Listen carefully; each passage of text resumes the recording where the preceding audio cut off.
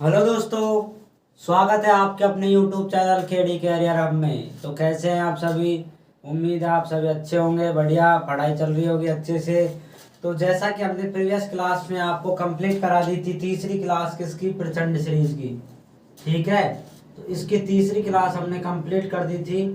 अब आज हम वापस वही हमारी वोकैब की क्लास पर आए हैं, जिसकी भी तीसरी क्लास आज कंप्लीट करने वाले हैं, ठीक है। तो इस तीसरी क्लास को कंप्लीट करने से पहले एक हमारा मोटिवेशन देखिए क्या लिखा हुआ है। जागते रहना है, पढ़ते रहना है, अब की बार अपने पिता के फक्र को फिक्र में बदलना है। गलत हो गया ना। जागते रहना, पढ़ते रहना है, अपने पिता की फिक्र को अब की बार फक्र में बदलना है। तो ये ऐसे है, ठीक है। मुझे दिख नहीं रहा तो मैंने तो बोल दिया। तो इसका मतलब क्या होगा कि आपको पढ़ाई करनी है, इसका मतलब यही होता है बस। अपनी पढ़ाई कर कर पढ़ाई के जोर पर ही अपने पिता के फक्र को फिक्र है उसको क्या करना है, फक्र में बदलना है अब की बार, ठीक है। तो इसी जोश के साथ, इसी जुनून के साथ हमारी क्लास आज स्टार्ट करते हैं। तो सभी अपने सोना बाबू, अपने रिश्तेदार सभी को इनवाइट कर दीजिए कि हमारी क्लास आ चुकी है। सभी पार्टी के लिए तैयार हो जाइए। इंग्लिश की बेहतरीन वोकैब चल रही है, तो उस वोकैब में शामिल होइए, फैमिली के अंदर शामिल होइए, जिससे हमारी फैमिली थोड़ी सी अच्छी लगे, बड़ी बड़ी सी लगे और हमारी क्लासें देखने में भी मज़ा आए, ठीक है। तो करें स्टार्ट। तो हमारे पास देखो सबसे पहले क्या लिखा हुआ है, इसका पोस्टर की वोकैबलरी अब रटना नहीं सीखना है। उसकी क्लास नंबर आज की हमारी 3rd क्लास है, तो उसे हम सबसे पहले देखिए और इसे हटाते हैं। और सबसे पहले क्या लिखते हैं, हम सिनोनिम्स को सॉल्व करेंगे, फिर antonyms, one word, idiom, phrases और स्पेलिंग टेस्ट। ये 5 टॉपिक्स वोकैब के, इन्हें हम साथ साथ आप कंप्लीट करा रहे हैं, ठीक है। तो फर्स्ट पर क्या लिखा हुआ है देखो, सिनोनिम, और उसके नीचे आपका क्वेश्चन देखो। फर्स्ट सिनोनिम क्या है, जल्दी से बताओ क्या लिखा हुआ है। फर्स्ट सिनोनिम एट्रोसिटी, एट्रोसिटी लिखा हुआ है। और उसे हमें क्या बताना है, सिनोनिम बताना है कि डिफिकल्टी होगा, बार्बरिटी होगा, साई होगा या ग्लोमी होगा, ठीक है। तो देखिए देखो, जो एट्रोसिटी है, एट्रोसिटी आसान मीनिंग है, एट्रो और सिटी। इस एट्रोसिटी का मतलब देखो क्या होता है बच्चों, जिसे हम बोलते हैं क्रूरता, मतलब जिसके अंदर कोई भी दया भाव नहीं हो, निर्दयी हो बिल्कुल, उसे हम क्या बोलते हैं, एट्रोसिटी। तो इस एट्रोसिटी का क्या बताना है, सिनोनिम बताना है। डिफिकल्टी होगा, बार्बरिटी होगा, साई होगा या ग्लोमी होगा, ठीक है। क्रूरट बताओ इसका क्या होगा। तो देखो इसका जो सिनोनिम है, फर्स्ट पर क्या लिखा हुआ है, डिफिकल्टी, डिफिकल्टी। सेकंड पर बार्बरिटी। देखो मैंने कल ऐसे बार्बरस का मीनिंग लिखाया था, तो उसका मतलब मैंने क्या लिखा है बताओ, साय और ग्लोमी। तो इसका जो एट्रोसिटी का परफेक्ट आंसर होता है वो क्या है हमारे पास, बार्बरिटी। बार्बरिटी का मतलब भी क्या होता है, क्रूरता, जिसके अंदर कोई भी दया भाव की भावना ना हो, तो उसे हम क्या कहते हैं, बार्बरिटी, ठीक है। डिफिकल्टी यानी कठिनता होना, साई यानी साई व्यक्ति है बिल्कुल, मतलब क्या बोलते हैं इसको, चालाक चतुर आदमी है, साई। और इसका मतलब ग्लोमी या उदास व्यक्ति होना, ग्लोमी होना। कल आपको एग्जाम्पल जब पिछले क्लास थी वो कैब की उसमें बताया, ठीक है। तो इसका जो सही आंसर है वो क्या है, बार्बरिटी, क्रूरता। इसके अन्य सिनोनिम चाहिए तो वो क्या होते हैं हमारे पास, क्रूरटी, ठीक है। यानी क्या क्या, क्रूरटी, इनॉर्मिटी, इनॉर्मिटी और इनह्यूमिलिटी, इनह्यूमैनिटी यानी जिसके अंदर मानवता ना हो, इनॉर्मिटी या क्रूरटी, निर्दयता। तो ये सारे इसके सिनोनिम्स हैं एट्रोसिटी के, बार्बरिटी, क्रूरटी, एनोमिटी और इनह्यूमैनिटी। कोई दिक्कत, कोई समस्या बताओ, क्वेश्चन में कोई दिक्कत हो तो जल्दी से बताइए। तो ये बिल्कुल आसान क्वेश्चन है, इसमें कोई दिक्कत होनी भी नहीं चाहिए आपको। तो हम नेक्स्ट क्वेश्चन पर बढ़े। अगला क्वेश्चन देखो क्या है, क्या लिखा हुआ है अगला क्वेश्चन। अगले क्वेश्चन में लिखा हुआ है बेनेवोलेंट, उसका बताना है सिनोनिम। बेनिफिशियल होगा, काइंड होगा, हेल्पफुल होगा, सपोर्टिंग होगा। बताओ, ये वर्ड है BANEFICIAL, BENEVOLENT, benevolent, sorry BENEVOLENT, benevolent का क्या बताना है, सिनोनिम बताना है। तो इस बेनेवोलेंट का मतलब सबसे पहले बताओ क्या होता है। सबसे पहले आप बताओ बेनेवोलेंट का मतलब। जो बेनेवोलेंट का मतलब है भाई साहब, इसका मतलब क्या होगा, दयालुता, यानी किसी के अच्छे के लिए कुछ काम करना, दयालुता होना। तो बच्चों जो बेनेवोलेंट है उसका सिनोनिम भी क्या होगा, ऐसे ही दयालुता से रिलेटेड। इसमें फर्स्ट तो लिखा हुआ है बेनिफिशियल, यानी फायदेमंद चीज होना। इसका मतलब तो फायदेमंद होता है। एक होता है काइंड, एक है आपके पास हेल्पफुल, हेल्पफुल हेल्पफुल, एक होता है एक्जर्वेट, सॉरी एक्जर्वेट नहीं, सपोर्टिंग, ठीक है, सपोर्टिव। ये 4 वर्ड्स है। तो इसका जो आपको देखो, इसका मतलब भी दयालुता होता है, इसका मतलब दयालुता होता है। इसका आंसर तो दोनों है, काइंड और हेल्पफुल। लेकिन इसमें क्या कर रखा है, जो एसएससी ने हमारे पास आंसर की आई थी उस टाइम, शायद कौन से आपके लिखे हुए हैं मैंने पता भी नहीं, जो हेल्पफुल है उसको हमने आंसर सही माना है, किसने, एसएससी ने। ये भी हो सकता है लेकिन ज्यादा इंपॉर्टेंट या ज्यादा महत्वपूर्ण हेल्पफुल को माना, तो हम भी इसी को ज्यादा महत्व देंगे, ठीक है। जैसे काइंड और हेल्पफुल एक ही बात है, दयालुता, ठीक है दोस्तों। इसका वैसे तो दोनों ही होंगे बीएससी, लेकिन हेल्पफुल इसे आपने सही माना था एसएससी ने, तो इसका आंसर आप हेल्पफुल ही लगा लीजिए, ठीक है। कोई दिक्कत नहीं होगी सिनोनिम में, तो इसे नोट कीजिए। इसका मतलब फायदेमंद होता है, इसका मतलब सपोर्ट, यानी किसी को क्या करते हैं हम, सपोर्ट वगैरह करते हैं तो सपोर्टिंग बोलते हैं, ठीक है, किसी का साथ देना।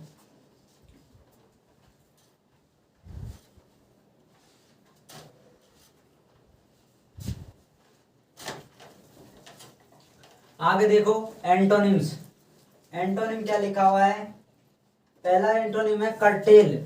क्या लिखे हुए हैं, CURTAIL, कर्टेल का आपको एंटोनिम बताना है कि इसके विपरीत अर्थ कौन सा होगा, बताओ। Detail, enlarge, promote, exaggerate. तो देखो इसका जो परफेक्ट आंसर है, इसका मतलब क्या होगा, सबसे पहले कर्टेल का मतलब होता है कोई चीज को डिक्रीज करना, कम करना, उसका मतलब क्या होता है आपके पास कर्टेल, ठीक है। अब कम करना होगा तो यानी किसी चीज को बढ़ावा देना, किसी को अधिक करना, प्रोत्साहित करना, तो उसका मतलब इसमें देखो सबसे पहले लिखा हुआ डिटेल। तो डिटेल का मतलब क्या होगा, विस्तृत करना, ठीक है। कोई चीज को डिटेल का मतलब कोई विस्तृत, कोई बातें बताना डिटेल में। एक होता है आपके पास एनलार्ज, यानी बहुत बड़ी स्तर पर बातें। एक होता है आपके पास प्रमोट, तो इसका जो सही एंटोनिम होगा वो हमारे पास क्या है, प्रमोट। इसका मतलब बढ़ावा देना या प्रोत्साहित करना, तो इसका सही आंसर हमारे पास क्या है, प्रमोट। तो कर्टेल का मतलब कम करना, प्रमोट का मतलब बढ़ावा देना, ठीक है। तो इसका सही आंसर एंटोनिम फर्स्ट का क्या है, प्रमोट। ऑप्शन नंबर कौन सा है, ये सी नंबर आपका सही है, ठीक है। कोई दिक्कत नहीं, तो नोट कीजिए इनको।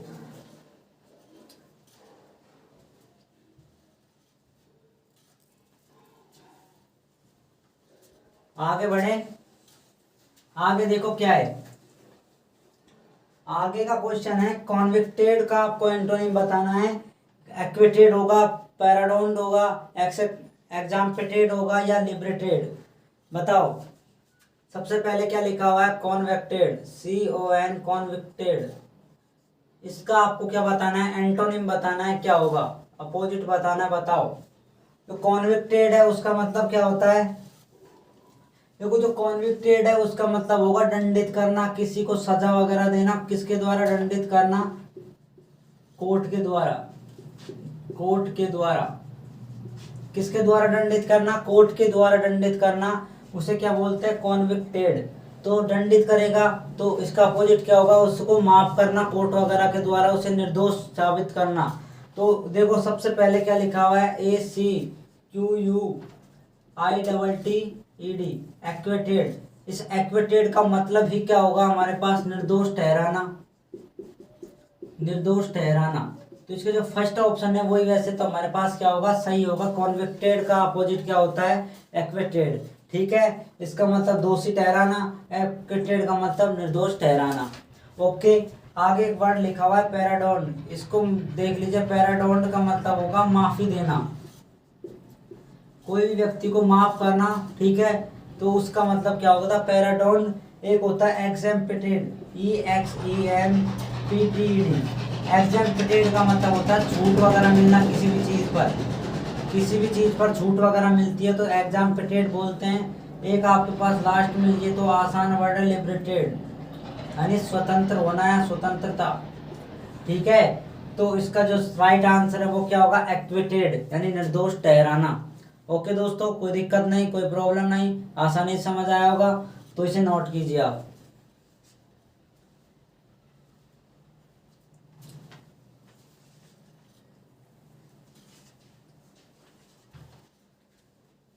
देखो आगे बढ़ते हैं किस पर, वन वर्ड्स पर। तो वन वर्ड क्या है, वन वर्ड क्या लिखा हुआ है। फर्स्ट वन वर्ड है कि a remedy for all disease. A remedy for all disease का मतलब क्या होता है कि सभी बीमारियों की रामबाण औषधि। रेमेडी का मतलब होता है रामबाण, एक मतलब इसकी बेहतरीन औषधि सभी बीमारियों की कौन सी होती है, मतलब सभी बीमारियों की क्या होगी आपके रामबाण औषधि होगी। तो उसका मतलब आपके पास एकल वर्ड में कैसे लिखेंगे, एंटीसेप्टिक लिखेंगे, एंटीबायोटिक लिखेंगे, या नारकोटिक्स लिखेंगे, या पेनिसिया।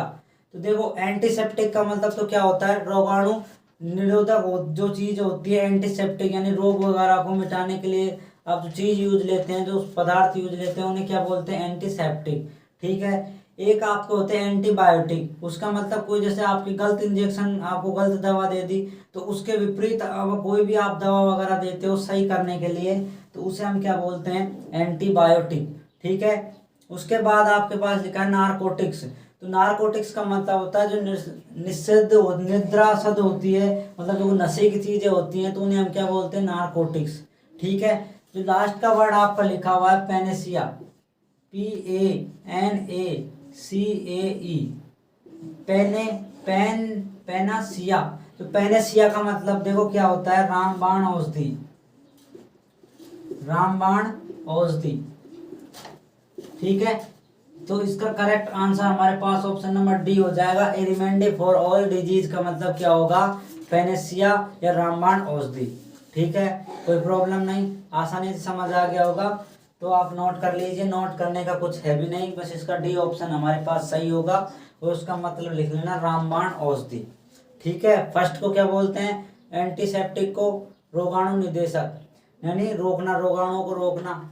उसके बाद एंटीबायोटिक यानी प्रतिजैविक, उसके बाद नारकोटिक्स निद्रासेद, और उसके बाद हमारे पास पेनेसिया रामबाण औषधि, ठीक है। सारे वर्ड्स क्लियर, कोई दिक्कत नहीं, आगे बढ़ते हैं।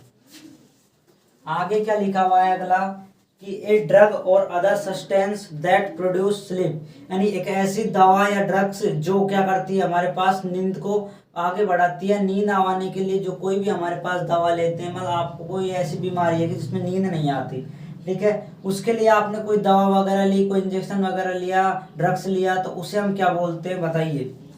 सोरोफिक, डिप्रेस्ड, नारकोटिक और एंटीसेप्टिक, ठीक है। तो देखो इसका जो परफेक्ट आंसर है वो क्या होता है सोपोरोफिक। ये फर्स्ट में लिखा हुआ है एस, जिसमें क्या हो जाता है SOPORIFIC। सोपोरोफिक का मतलब हमारे पास क्या होता है कि हम जो बीमारियां होती हैं या हमारे पास जो नींद वगैरह की जो बीमारी होती है, अगर उसको नींद आवानी है तो उसे जो ड्रग्स दिया जाता है उसका मतलब ही क्या होगा सोपोरोफिक। इसमें देखो एक वर्ड से डिप्रेशेंड, DEPRE, ठीक है, SSANT, इसका मतलब अवसाद औषधि, इसका मतलब होता है अवसाद औषधि। नारकोटिक्स का मतलब ये ऊपर बताया निद्रासेद, और एंटीसेप्टिक का मतलब ये भी ऊपर बताया मैंने, ठीक है। प्रति रोगाणुओं को रोकने के लिए जो काम में आता है एंटीसेप्टिक। इसका परफेक्ट प्रोबेबली आंसर क्या होगा सोपोरिफिक, सोपोरोफिक, सोपोरिफिक। तो ऐसे याद कर सोपोरिफिक ऐसे याद हो सकता है ये, ठीक है। तो सोपोरोफिक का मतलब क्या हुआ कि जो भी कोई ड्रग्स वगैरह लेते हैं आप नींद वगैरह को आवाने के लिए, तो वो चीज़ों का मतलब होता है सोपोरोफिक, ठीक है। तो इसका correct answer option number A होगा, नोट करो।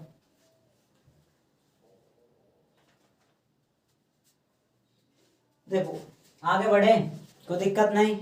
आगे लिखा हुआ है फर्स्ट ईडियम आपका, और रिमेंडी फॉर ऑल डिजीज, सॉरी ये तो बोल दिया मैंने। आगे आपका जो ईडियम फ्रेज है जो वो देखना है, क्या लिखा हुआ है, ए रेड लेटर डे, यानी एक रेड लेटर डे का, आ रेड लेटर डे, यानी एक लाल पत्र दिवस।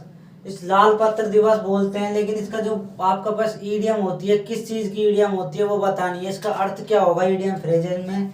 तो इसका जो रेड लेटर डे का मतलब होता है हमारे पास एक अच्छा दिन होना, एक मेमोरेबल डे होना, एक प्लीजेंट डे होना।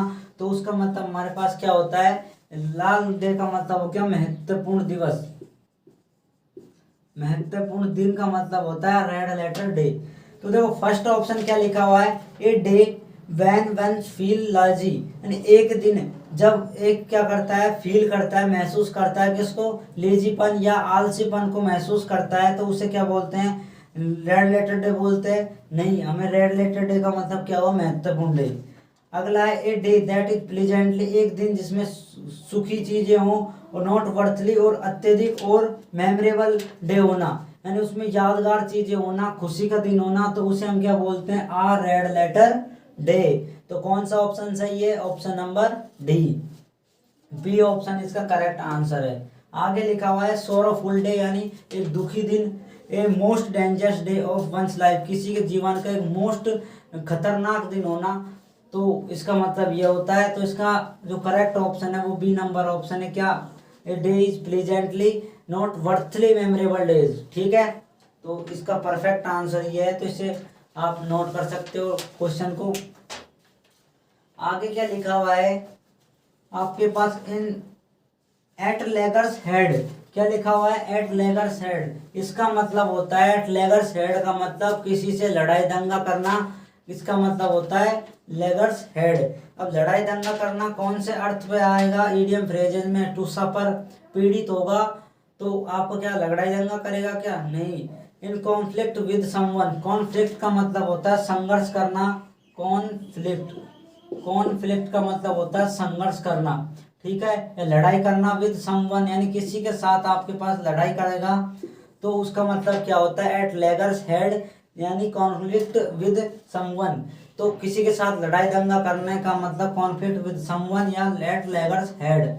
तो इसका ईडियम का मतलब क्या हुआ, कॉन्फ्लिक्ट विद समवन या लड़ाई दंगा करना या झगड़ा करना, ठीक है, संघर्ष करना किसी के साथ, फालतू की बातें करना, लड़ दूर कर। तो इसका ऑप्शन नंबर कौन सा सही है, बी नंबर ऑप्शन इसका सही है। सी में लिखा है टू फेस टफ कंपटीशन, यानी कठिन जो प्रतियोगिता है उसे हम क्या करते हैं, फेस करना। बी इन डू और डाई सिचुएशन, यानी करो या मरो की स्थिति आ जाती है, तो ठीक है, तो हमारा करेक्ट ऑप्शन तो बी नंबर सही होगा। तो इसे नोट करो, दो क्वेश्चन और बचे हुए हैं।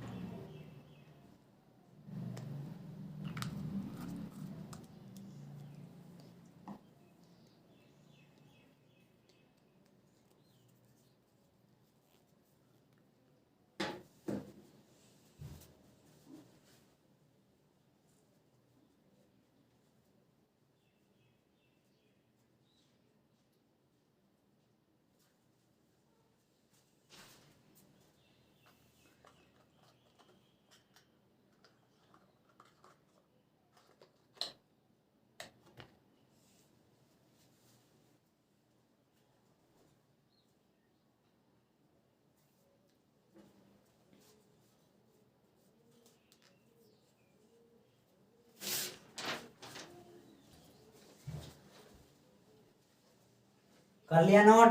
तो देखो आगे दो क्वेश्चन बचे हुए हैं किसके, स्पेलिंग टेस्ट के। क्या लिखे हुए हैं, स्पेलिंग टेस्ट क्या लिखी हुई है, फर्स्ट में आपको इन दोनों में क्या बताना है, सही वर्ड बताना है कौन सा होगा। फर्स्ट क्वेश्चन और सेकंड क्वेश्चन दोनों में करेक्टली स्पेल्ड ढूंढना है। क्या? Correctly spelled. देखो इसमें सारे एक ही वर्ड लिखा हुआ है, लेकिन इसकी जो स्पेलिंग है उल्टी सीधी करके लिखी हुई है। तो आपको क्या बताना है, इसमें कौन सी सही आपका वर्ड होगा और इसका क्या मतलब है ये भी बताना है। तो इसमें देखो क्या क्या लिखे हुए हैं। फर्स्ट में लिखा हुआ है ALLEVIATE, सेकंड पे ALLAVIATE,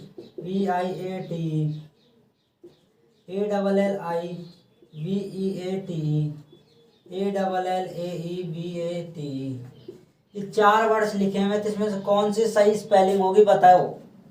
तो देखो इसकी जो सही स्पेलिंग होती है वो ये होती है, फर्स्ट ऑप्शन नंबर हमारे पास सही होगा इसका। क्यों?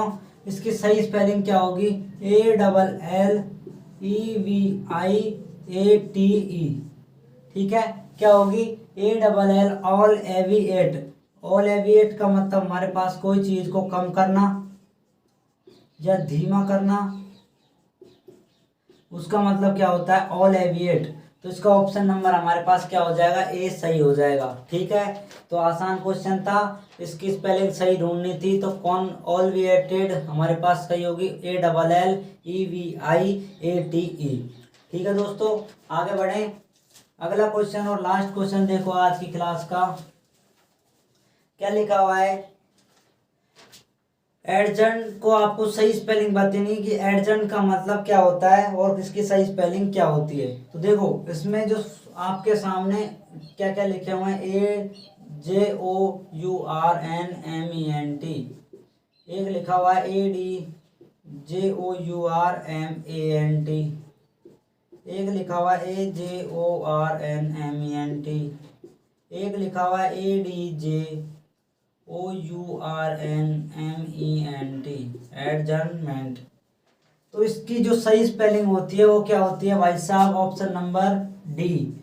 तो इसका जो सही मतलब या स्पेलिंग होगी, इसका होगा AD adjourn JURNMENT, adjournment, adjournment. ठीक है, यानी कोई कार्य वगैरह को स्थगित करना, कार्य स्थगन बोलते हैं इसको सही वर्ड में।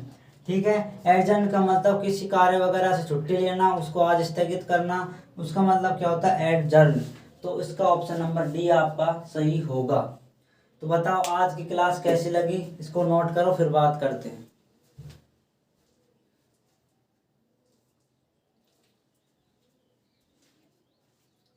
देखो आज की हमारी यहाँ तक क्लास थी, सारे वर्ड्स हमने अच्छे से क्लियर किए कि कैसे कैसे हम वर्ड्स को पहचानते हैं, कौन कौन से इडियम्स को, कौन कौन से one word, synonym, antonym, spelling test कैसे निकाली जाती है। ठीक है, अब हमारी इसकी भी 3 क्लास कंप्लीट हो चुकी हैं, 3 ही प्रचंड की।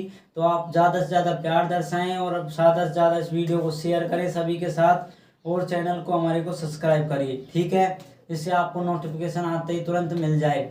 और आपकी बेहतरीन तैयारी के लिए हम थोड़ा सा आपको प्रयास कर रहे हैं कि जिससे आपको एग्ज़ाम में दिक्कत ना आए।